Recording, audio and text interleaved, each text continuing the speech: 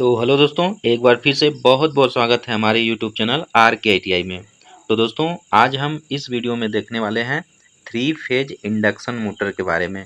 तो दोस्तों, जो भी हमारा बिहार TG2 एग्ज़ाम में प्रीवियस ईयर में रियल जो क्वेश्चन आया हुआ है, उसका हम इस वीडियो में सॉल्यूशन देखने वाले हैं, करेंगे। तो दोस्तों, वीडियो काफ़ी इम्पोर्टेंट होने वाला है, क्योंकि प्रीवियस ईयर का जितना भी BSP SCL में पूछा हुआ थ्री फेज इंडक्शन मोटर से है, तो इस वीडियो में सारा हम कवर करेंगे। दोस्तों, यह वीडियो स्पेशल BSP SCL के लिए बना रहे हैं, जो सीरीज हमारी चल रही है। तो उसमें हम ट्रांसफार्मर का सारा क्वेश्चन कवर कर दिए प्रीवियस ईयर का। Then single phase induction motor का सारा प्रीवियस ईयर का कवर कर दिए हैं। और आज हम लेकर आए हैं थ्री फेज इंडक्शन मोटर का प्रीवियस ईयर का इम्पॉर्टेंट क्वेश्चन। तो वीडियो को लास्ट तक जरूर देखिएगा, और चैनल पे नए हैं तो सब्सक्राइब जरूर कर लीजिएगा, और अपने सारे दोस्त में फॉरवर्ड इस वीडियो को जरूर कर दीजिएगा। ओके दोस्तों, चलिए फिर वीडियो को स्टार्ट कर लेते हैं।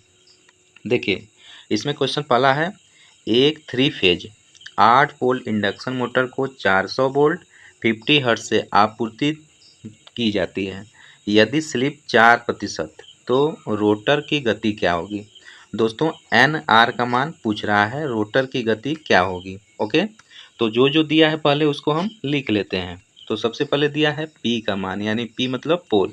पोल 8 पोल दे दिया है। देन दोस्तों, उसके बाद क्या दिया है, भी का मान दे दिया है। भी का मान कितना दिया है, 400 वोल्ट दिया है। देन फ्रीक्वेंसी का मान दे दिया है 50 हर्ट्ज, 50 हर्ट्ज दिया है। और स्लिप का मान भी दे दिया है, एस बराबर 4%। स्लिप का मान दिया है 4%। ठीक है। तो दोस्तों, एक फार्मूला हम जानते हैं, एन आर बराबर एन एस 1 - एस। ठीक है। तो ये फार्मूला होता है एन आर बराबर एन एस 1 - एस। तो दोस्तों, एन आर बराबर क्या हो जाएगा, ठीक है। तो एन आर बराबर एन एस, तो एन एस हमें मालूम नहीं है तो निकाल लेंगे। एन एस बराबर होता है 120 एफ बटा पी। ओके, तो एन एस बराबर 120 गुणे एफ। एफ का मान 50 है और पी का मान 8 दिया हुआ है, तो काट लेंगे। 4 दूनी 8, 4 3 12, और इधर ऊपर 15 हो जाएगा, और 50 25, यानी आपका कितना हो जाएगा, 750 हो जाएगा। ओके, यानी एन एस का मान आपका 750 RPM हो जाएगा। ठीक है, 750 RPM हो जाएगा। तो देन उसके बाद हम एन आर बराबर एन एस 1 - एस, इस फार्मूले में एन एस का मान पुट कर देंगे। तो दोस्तों, एन आर बराबर एन एस का मान अभी आया कितना, रिसेंटली में 750 आया है, और 1 - 4% है एस का मान, तो 4/100 लिख सकते हैं। ठीक है, बिल्कुल लिख सकते हैं सर। तो एन आर बराबर 750, और कोष्ट में आप काट लेंगे तो 4 एकम 4, 25 चौके 100, तो 1/25 हो जाएगा, और इधर करेंगे 25 और एक जाएगा, यानी ऊपर 24/25 हो जाएगा। ठीक है दोस्तों, अब यहाँ पे हम 25 से काट लेंगे, 25 तियाई 75, और 24 तियाई हो जाएगा 72। ठीक है, 24 तिहाई 72 हो जाएगा। तो 720 RPM आपका आ जाएगा एन आर का मान। ठीक है दोस्तों, तो ऑप्शन में जो आपका दिया है राइट आंसर क्या हो जाएगा, ऑप्शन ए सही हो जाएगा। जो एन आर का मान है वह 720 RPM आ जाएगा। तो बहुत इंपॉर्टेंट प्रश्न है दोस्तों, जो बिहार PCL एग्ज़ाम है उसमें ऐसे ही प्रश्न आपसे पूछा जाता है। ओके, तो आप ज़रूर इसको रिवीजन आप करिएगा। चलिए नेक्स्ट क्वेश्चन देखते हैं।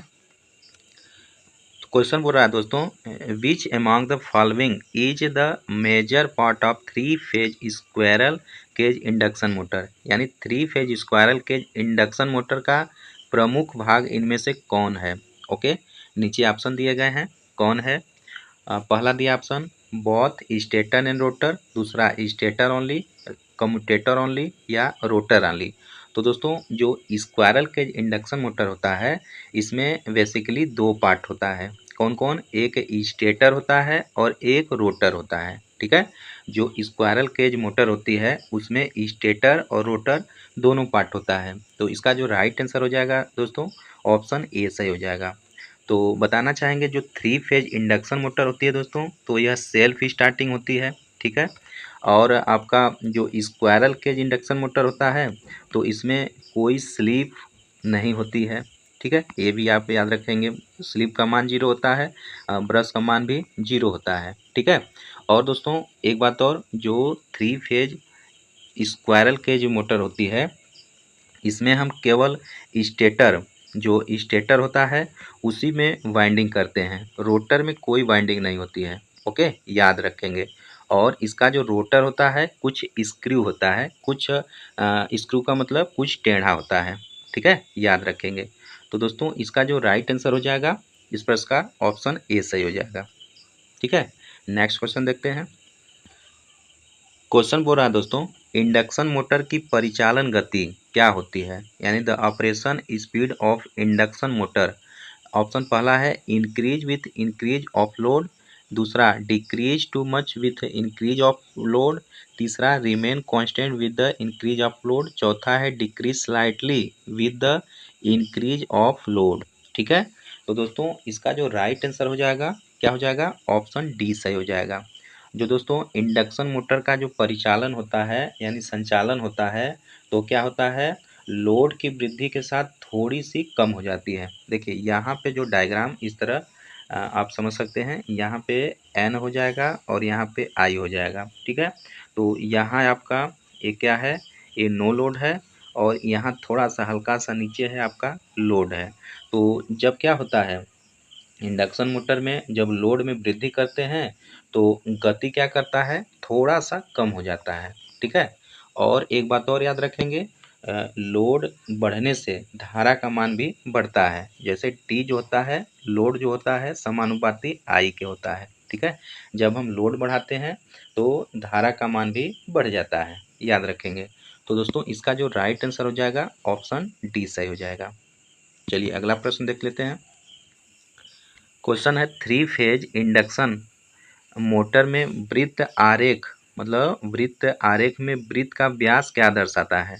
दोस्तों थ्री फेज इंडक्शन मोटर में वृत्त आरेख में जो वृत्त का व्यास होता है वह जो होता है रोटर करंट को दर्शाता है, याद रखेंगे। इसका जो राइट आंसर हो जाएगा ऑप्शन ए सही हो जाएगा, रोटर करंट को वृत्त का व्यास दर्शाता है। तो राइट आंसर ऑप्शन ए सही हो जाएगा। अगला प्रश्न दोस्तों, और ये बहुत इंपॉर्टेंट प्रश्न है।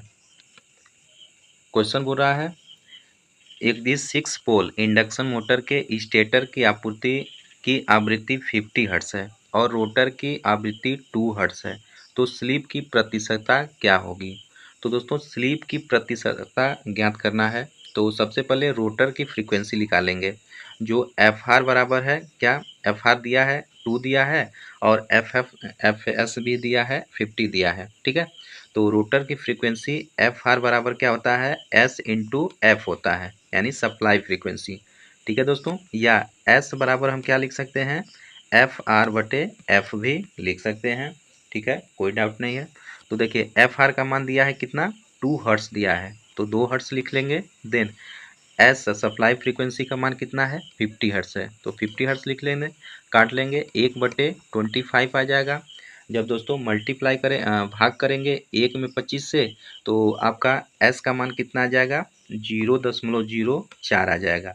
अगर इसे प्रतिशत स्लिप जब कर देंगे तो ये कितना आ जाएगा, 4% आ जाएगा। यही प्रश्न में पूछा गया था, ओके। तो एस का मान कितना हो जाएगा, 4% हो जाएगा। राइट आंसर ऑप्शन सी सही हो जाएगा, ओके दोस्तों, याद रखेंगे।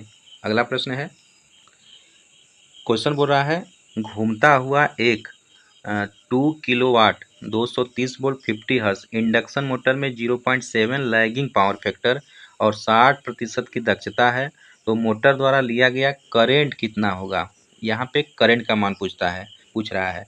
तो दोस्तों जो इफिशियंसी होती है क्या होती है, इफिशियंसी बराबर आउटपुट बटा इनपुट, ठीक है, आउटपुट बटा इनपुट। तो आउटपुट क्या है, आउटपुट आपका दिया है 2 किलोवाट, ठीक है, 2 किलोवाट दिया है। इनपुट क्या होता है, तो इनपुट दोस्तों वी आई कास फाई होता है, याद रखेंगे।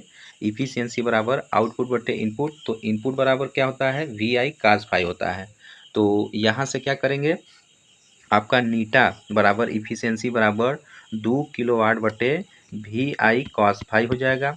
तो दोस्तों यहाँ पे इफिशियंसी कितना दिया है, 60% दिया है। ठीक है, तो मान रख देते हैं इस फार्मूले में। तो देखिए इफिशियंसी की जगह 60% लिख देते हैं, तो प्रतिशत को हटाएंगे तो नीचे 100 लिख देंगे, बराबर 2 किलोवाट है तो इसे 2 गुणे 1000 लिख सकते हैं, बटा के वी आई कास फाई है। तो दोस्तों वी का मान दिया है 230 वोल्ट। ठीक है, लिख लेंगे। और आई का मान हमें ज्ञात ही करना है, और कॉस फाई का मान दिया है 0.7 लैगिंग, तो 0.7 कर लेंगे। या दोस्तों आई बराबर हम क्या लिख सकते हैं, तो देखिए आई बराबर हम क्या लिख सकते हैं, आई बराबर 2000 गुणे 100 बटा के 60 गुणे 230 गुणे 0.7 इतना लिख सकते हैं। तो दोस्तों जब इसको हम काट देंगे तो आई का मान कितना आ जाएगा, लगभग 20.4 आ जाएगा। ठीक है, लगभग कितना आ जाएगा, 20 यानी 20.4 एम्पियर आ जाएगा। ठीक है, याद रखेंगे 20.4 एम्पियर आ जाएगा। तो दोस्तों इसका जो राइट आंसर हो जाएगा, क्या हो जाएगा, राइट आंसर ऑप्शन डी सही हो जाएगा, 20.4 एम्पियर। तो बहुत इंपॉर्टेंट प्रश्न है, एक बार अपने से जरूर आप लोग लगा के देख लेंगे। ओके, चलिए बढ़ते अगले क्वेश्चन की तरफ। अगला प्रश्न बोल रहा है, दोस्तों शुरू में इस तरह के प्रश्न हम देखे हैं, पहला क्वेश्चन ऐसे ही था। ठीक है, क्वेश्चन बोल रहा है एक 6 पोल 3 phase star connected induction motor 600 volt 50 hertz पर चलता है। इसमें प्रति फेज 0.04 ओम का रोटर प्रतिरोध है, और प्रति फेज, ठीक है, और प्रति फेज कितना है, 0.5 ओम का स्टैंड स्टील प्रतिघात है। तो मोटर की वह गति क्या है जिस पर टार्क अधिकतम होता है। ठीक है, मोटर की वह गति क्या है जिस पर टार्क अधिकतम होता है। ओके दोस्तों, तो अधिकतम गति यानी जब गति पूछ रही है तो कहीं ना कहीं एन आर का मान पूछ रहा है, तभी तो अधिकतम गति होगी एन आर पर। ठीक है, तो दोस्तों चलिए सोल्व कर लेते हैं। तो सबसे पहले जो जो दिया है उसको हम लिख लेते हैं। देखिए यहाँ पे सबसे पहले क्या दिया है, R2 का मान दिया है। R2 का मान कितना है, 0.04 ओम दिया है, यहाँ पे R2 का मान दे दिया है। ठीक है, और उसके बाद क्या दिया है, X2 का मान भी दे दिया है। कितना दिया है, प्रति फेज 0.5 ओम का स्टैंड स्टील प्रतिघात है। ठीक है, X2 का मान दिया है 0.5 ओम दे दिया है। ओके, तो और आपका P का मान दे दिया है 6 पोल है, और आपका F का मान दिया है 50 हर्ट्ज है। ठीक है, तो सबसे पहले दोस्तों जो होता है मैक्सिमम टार्क के लिए शर्त जो होता है क्या होता है, R2 बराबर एस एक्स टू होता है। ठीक है, पढ़े होंगे आप लोग, R2 बराबर एस एक्स टू होता है। तो यहाँ से स्लिप से निकाल देंगे स्लिप का मान, तो S बराबर क्या हो जाएगा, R2 बटा X2 हो जाएगा। ओके, तो R2 का मान कितना है, 0.04 ओम है, और X2 का मान 0.5 ओम है। तो दोस्तों जब इसको हम सोल्व करेंगे तो कितना आ जाएगा, स्लिप का मान 0.08 आ जाएगा। ठीक है, किसका मान, स्लिप S का मान 0.08 आ जाएगा। ठीक है, देन उसके बाद अब क्या करेंगे, सिंक्रोनस स्पीड को निकालेंगे। तो दोस्तों सिंक्रोनस स्पीड निकालने के लिए फार्मूला होता है एन एस बराबर 120 एफ बटा पी। तो यहाँ से 120 गुणे एफ का मान 50 है, पी का मान 6 है, 6 दूनी 12 हो जाएगा, और 5 दूनी 10, 1000 आरपीएम हो जाएगा एन एस का मान। ठीक है, तो अब फार्मूला में रख देंगे एन आर बराबर एन एस 1 माइनस एस। ठीक है, तो यहाँ से एन एस का मान 1000 है, 1 माइनस एस का मान 0.08 है। तो दोस्तों जब हम इसे सोल्व करेंगे, ठीक है, 1 माइनस 0.08, तो जब हम इसे सोल्व करेंगे तो एन आर का मान कितना आ जाएगा, 920 आरपीएम आ जाएगा। ठीक है, एन आर का मान कितना आ जाएगा, 920 आरपीएम हो जाएगा। तो इस प्रश्न का राइट आंसर ऑप्शन सी बिल्कुल सही हो जाएगा। ठीक है दोस्तों, बहुत इंपॉर्टेंट प्रश्न है, जरूर एक बार अपने से लगाने की कोशिश करिएगा। ठीक है, चलिए बढ़ते हैं अगले क्वेश्चन की तरफ। फेज की संख्या चाहे जो भी हो, फील्ड टाइप के अल्टरनेटर में कितने स्लिप रिंग की आवश्यकता होती है। ओके दोस्तों, फेज की संख्या चाहे जितनी भी हो, फील्ड टाइप के अल्टरनेटर में कितने स्लिप रिंग की आवश्यकता होती है? तो लगाएंगे टिक 2 पे। दोस्तों फेज की संख्या चाहे जितनी भी हो, लेकिन जो फील्ड टाइप अल्टरनेटर होता है उसमें स्लिप रिंग की संख्या 2 ही होती है, क्योंकि इसी स्लिप रिंग की सहायता से हम डीसी सप्लाई देते हैं अल्टरनेटर में। ओके, याद रखेंगे। तो इस प्रश्न का जो राइट आंसर हो जाएगा ऑप्शन ए सही हो जाएगा। ठीक है दोस्तों, तो बढ़ते हैं अगले क्वेश्चन की तरफ। प्रश्न बोल रहा है दोस्तों, एक 3 फेज 50 हर्ट्ज इंडक्शन मोटर में 1440 आरपीएम पर चलता है। मशीन के पोल की संख्या कितनी होती है? ठीक है, कितनी है?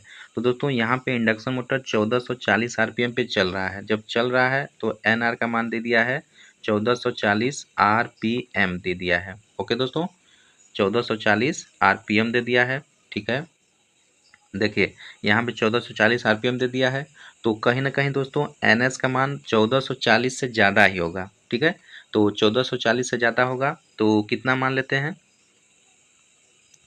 तो एनएस का मान हम 1500 मान लेते हैं, 1500 आरपीएम मान लेते हैं। ओके, तो बस इसी पे लगा देते हैं। फार्मूला होता है एनएस बराबर 120 एफ बटा पी। तो पी का मान हमें फाइंड करना है, तो 120 एफ बटा एनएस हो जाएगा। तो दोस्तों 120 गुणे 50 बटा एनएस, एनएस का मान कितना है? 1500 है। तो 1500 है, 2 जीरो से 2 जीरो काट देंगे और 15 से जब काटेंगे तो P बराबर हो जाएगा 4 पोल आ जाएगा। ठीक है, कर लीजिएंगे। तो यहाँ पे P बराबर 4 पोल आ जाएगा। इसका जो राइट आंसर हो जाएगा ऑप्शन बी सही हो जाएगा। ठीक है दोस्तों, याद रखेंगे। प्रश्न अगला है, एक सिंक्रोनस मोटर का रोटर हमेशा किस गति से घूमता है? तो याद रखेंगे दोस्तों, एक जो सिंक्रोनस मोटर का जो रोटर होता है हमेशा सिंक्रोनस स्पीड से कम गति पे घूमता है। ओके, याद रखेंगे, क्योंकि स्लिप एस बराबर N S minus N R होता है। हमेशा जो सिंक्रोनस स्पीड से कम स्पीड पे रोटर घूमता है। ओके, तो इस पर का जो राइट आंसर हो जाएगा क्या हो जाएगा? ऑप्शन सी सही हो जाएगा। Less than synchronous speed, synchronous speed से कम गति पे घूमता है। ऑप्शन सी सही हो जाएगा। अगला प्रश्न है, आपके पास अपनी दुकान पर निम्नलिखित सिंगल फेज इंडक्शन मोटर है। एक उपभोक्ता ऐसा एक मोटर खरीदना चाहता है जिसमें पूर्ण लोड पर उच्चतम पावर फैक्टर हो। आप किसका सुझाव देंगे?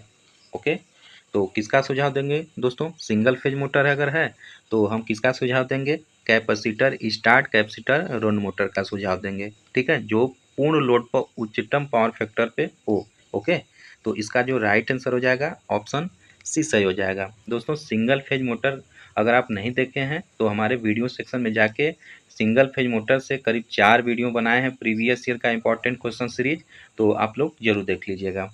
इसका राइट आंसर ऑप्शन सी सही हो जाएगा। अगला प्रश्न है, जब 3 फेज इंडक्शन मोटर का स्टेटर 3 फेज एसी सप्लाई स्रोत से जोड़ा जाता है तो यह एक घूर्णी चुंबकीय क्षेत्र बनाता है जो इस गति पर घूर्णन करता है। तो किस गति पे घूर्णन करता है? 4 ऑप्शन दिया है, variable speed, rated speed, no load, synchronous speed.